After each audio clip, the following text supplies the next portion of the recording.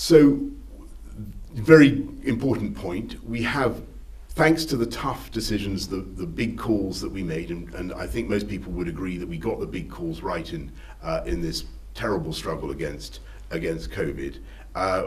We have the most open economy and society in Europe, and although we have to be cautious, we are now moving through the Omicron wave, and you can see the figures are starting to get better.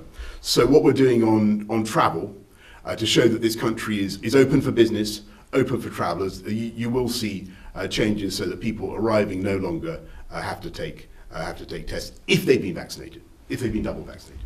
Mr. Speaker, from 4 a.m. on the 11th of February, and in time for the half-term break, eligible, fully vaccinated passengers arriving in the UK will no longer have to take a post-arrival lateral flow test.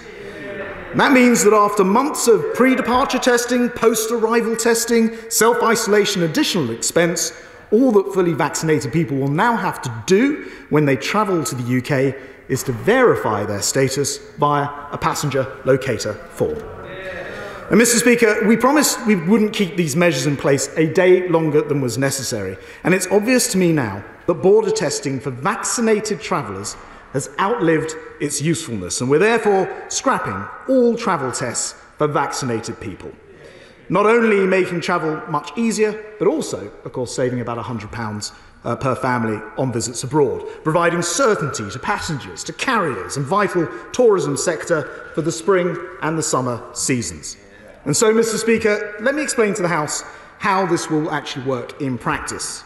For now, we'll maintain our current definition of fully vaccinated for the purposes of inbound travel to the UK. And that means 2 doses of an approved vaccination or 1 dose of a Janssen vaccine. And we'll go further.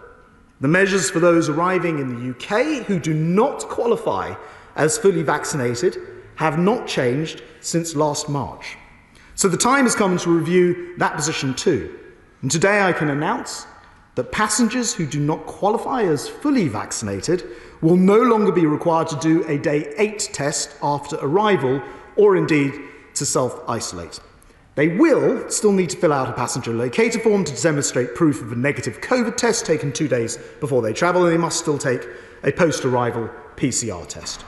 This is a proportionate system that moves us a step closer to normality while maintaining vital public health protections.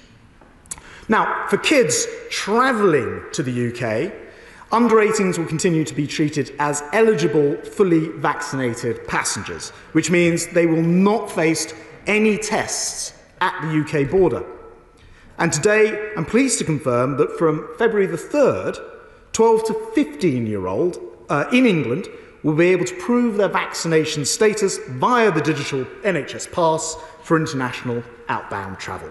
Again, this should help families plan holidays for February half-term. And Mr. Speaker, reconnecting with key markets, not only to boost the UK economy, but will also help hard-hit aviation sector to take back to the skies. So I can also confirm that from 4 a.m.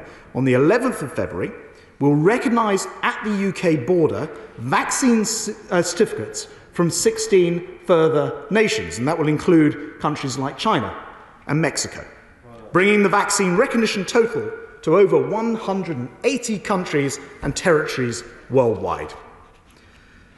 Mr. Speaker, one of the consequences of COVID and a rapidly changing infection patterns across the world has been the border regime that, while necessary, has at times been complex and confusing and very difficult to navigate. I know that it's been something of a challenge for many people who have been travelling over the last 2 years. So we're also going to simplify the passenger locator form, making it quicker and easier to complete. And from the end of February, we'll also make it more convenient by giving people an extra day to fill out the form before they travel. And whilst the option for a red list of countries will remain in place to provide a first line of defence against future COVID variants of concern arriving from other countries, we are looking to replace the managed quarantine system with other contingency measures, including home isolation, provided we can develop new ways to ensure high levels of compliance. In the meantime, our contingency measures remain available, and As the House knows, there are no countries on the red list currently. But I must make clear, they are only likely to be used, these contingency measures will only be applied if we are particularly concerned about a variant of concern that poses a substantial risk, one which is even greater than Omicron, in other words. Now, the UK Health Security Agency will continue to monitor threats and will maintain a high, effective surveillance capacity, monitoring COVID infections overseas.